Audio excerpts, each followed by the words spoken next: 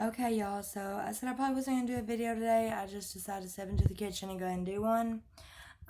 So I decided to touch on the topic of how I lost my father. Um, I was 14 years old. I got off the school bus and he had just gotten out of prison for manufacturing and cooking meth, all that.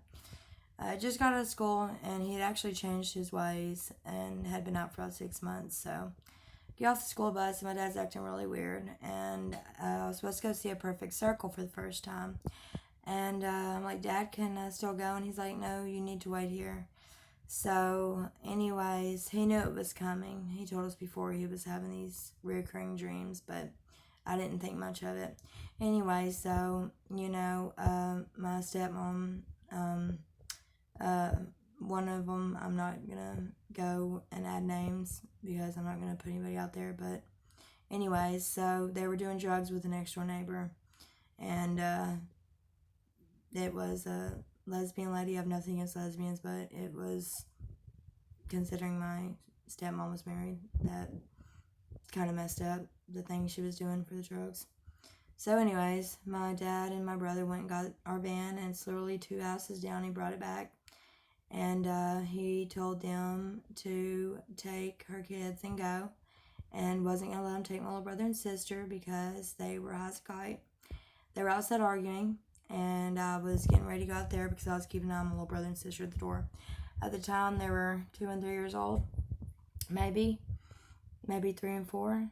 And as I was about to walk out there, because I could hear him yelling and say, "Look, this is getting too heated," I hear a gunshot. So my immediate thought was, okay, this is escalating too much. I'm going to stop this.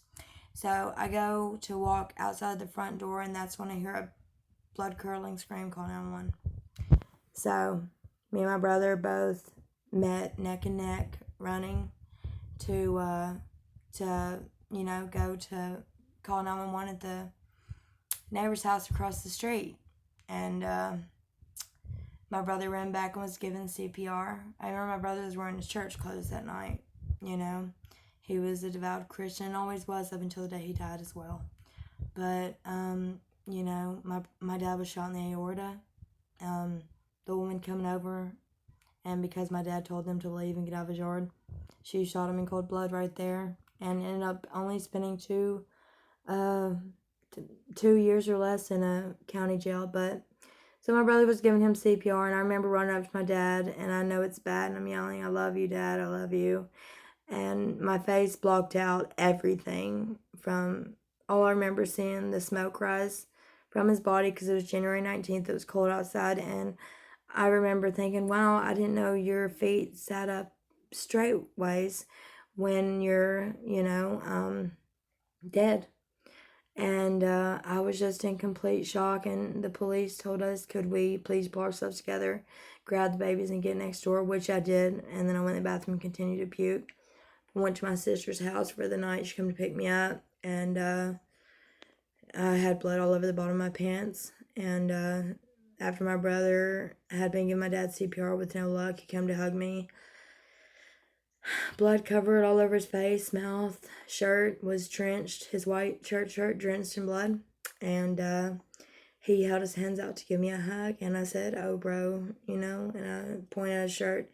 And he ripped it off, and we held each other. And from that point on, we were best friends. He tried to be a dad. He tried to be a friend. He tried to be a good brother.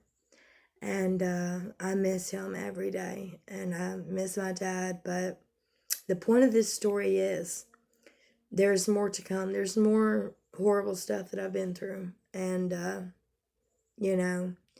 the point is you can't let it go with you forever. You can't,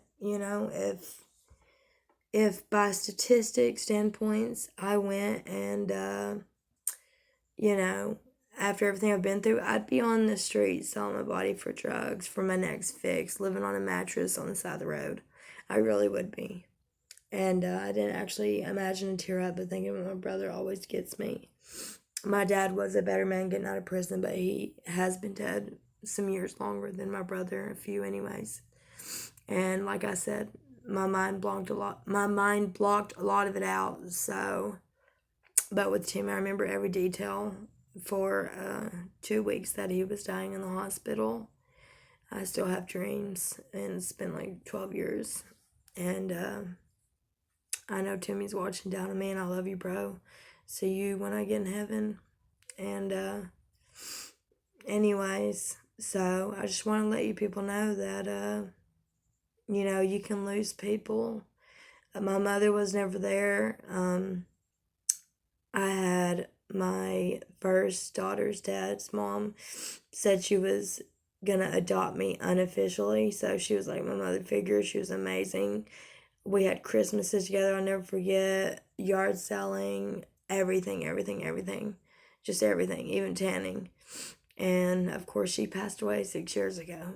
And so, the other mother figure I had, because my mother abandoned me at a playground at my new school at Gandy in Whitehall.